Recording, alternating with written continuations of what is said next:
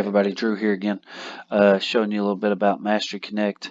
What I want to do is go in this time and I want to show you how to, so obviously I'm starting at my home page, but I'm going to show you how to assess and enter grades so you can show mastery on here. You can do it a number of different ways. I'll show you bubble sheets first, or I'm sorry, second, but I'm going to show you this quick one on how to enter in grades to show mastery. So I'm going to go in. Obviously, I'm starting at my home page. I just logged in and I hit trackers because I want to go in. Here's my reading block that I was looking at that I made for the purpose of these videos. I go in and I have my class here. I see that I have two assessments that we added earlier. I have one CFA here that I added earlier, and I have my 5 essential standards here. So what I'm going to do is I'm going to go in and let's say I want to assess the students on this. Now, since I'm in a 5th grade class and I'm in a county that's 1-to-1 in 5th grade, more than likely I'm going to give this to them on the computer. So they can go in, and this is a multiple choice one, the two that I picked on here. Now if you have some open-ended ones where they have to write essays and they have to write more paragraph style short answer questions, fill in the blank, that kind of stuff, then you're going to have to insert some of those things manually, because Mastery Connect mainly just can scan your bubble sheet and throw it in for you. So multiple choices, very efficient on this. Which, I mean, it's just like punching grades in a grade book. CFAs, it's supposed to be really quick most of the time. Now, I have 16 this year. If I had a class of 24, 25 like I did last year, I could probably punch in, let's see, I had about 65 students. I could probably punch them in about maybe 15, 20 minutes, just depending on how fast it's working and things like that. So I go in. Again, since I'm doing an assessment, I go in and I assess. So what I do here, let's say I can go in and I can click assess here, and since it's multiple choice, it's going to pop a thing out asking for a code and everything else, and I'll show you that in the next video. But let's say I've already given it, and my kids have scored on it, and I know that right here near mastery is 2, mastery is 3, and top score I can have is a 3, and same over here. Now remember, I didn't set these because I got these from the community assessments and didn't create them myself, but I can set those parameters or edit them right here any way that I would like, but I would have to convert it like we did in one of the previous videos. So what I'm going to do is I'm going to go in and I'm going to say, all right, well, I know that Andy, she did really well. She got 4. So then I do that and it clicks. So it automatically shows, and this is the cool part about Mastery Connect, is actually showing the mastery of the standard. So I know right now Andy's got it. She knows what she's doing now. I put in a 4, which her mastery would be a 3 because that's all that I gave her, but she still has mastery. Let's say Sophia scores a 1. She'll need automatic remediation on that, and let's say Thomas has a 2. So he's near mastery. So Andy, since she's actually in 2nd grade, my niece, and Sophia's a year old and Thomas is only 2, he's near mastery on this. She's remediation. So you can automatically see here what students will need help.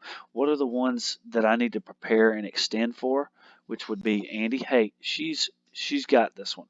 She knows what she so far she has mastery of the standard. Sophia needs some remediation. We need to go back. We need to reteach her. And then you have near mastery, which is like, okay, Thomas, he has it somewhat, but he's still making a few mistakes, so you can find where he's making his particular mistakes, and you can help him push forward. To me, this is the most challenging, because the master kids, okay, extending, yes, finding extension activities for them, whether it be some kind of project or whatever you'd have them do to extend that, maybe do some peer tutoring with one of these down here to help bring them up. But to me, the near mastery kids, because you have to look for the most specific areas. It's like, okay, you're really, really close to mastery, but they're just not quite getting it yet. Because the remediation kids, you can just say, okay, we're going to have to reteach. We're going to have to completely wipe the slate clean and start new. Well, with these, they're getting it kind of the way that you're doing it, but you may have to tweak and find the particular areas that they're struggling in. So to me, that's even part of the fun part of it is diagnosing and really finding where they're struggling and helping them with that to watch them succeed. So you can see it pops up 3 colors in here. Now the thing is this has 2 on it. So let's say we go to Andy and she's having an off day, or she just didn't get this part of it and she gets a 1. So she's remediation. Well, even though, since it's the last one that she took, it's going to automatically show her remediation because we're doing this thing in order, right? We're starting with some of the more concrete things and we're moving to some more complex parts of the standard. So right here we have a 3. She mastered this one. She did really well.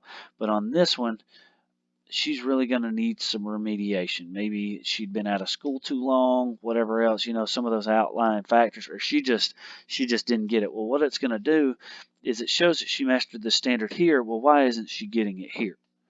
But let's say Sophia was remediated here, gets a 3 on the next one. Well, it's going to flip her to mastery. Now, even though they have the same scores, they both have a 4 combined here, it's showing Andy as remediation because right now she is the one that does need remediation. She was mastering it to begin with. She was getting it. That's great. We were extending her. But then somewhere along the line, she fell back. She sandbagged on it a little bit and wasn't getting it. But you can tell that Sophia now is really getting it, and she is working towards mastery. But we need to stop with what we're doing on Andy right now, and we need to make sure that she's getting. Same thing with Thomas. If Thomas ends up getting a 3 here, then he's also going to show mastery because he has gone from his yellow all the way up to his green through his CFAs. So that's a good way of manually inserting in your grades. If you've given them a paper CFA and you're inserting the grades like I do, because I have second graders, your kindergarten, first grade teachers, you'll probably do this as well because you're um, limit to technology is a little bit more hampered than third, fourth, and fifth grade who has one-to-one laptops. So you could have them do it on here, but for those of you who punch it in manually, such as me, um, this is a good way to do it and kind of read where the kids are going. Because I mean, even if Andy goes to a 2, it'll show her, hey, she's near mastery. She has not mastered everything across that standard. We need to stop. We need to make sure that we're reteaching to her. And this gives you good data. You can show, at your mid-year conference teaks or whatever else. All right, this is where I'm showing. This is where my kids are so far on the mastery of the standard. They were really having a hard time, but now they're starting to come along. Right here, she was doing really well, but starting to now she's at near mastery. She's starting to go down a little bit. Well, what happened in between these two, and what can we do to work on those?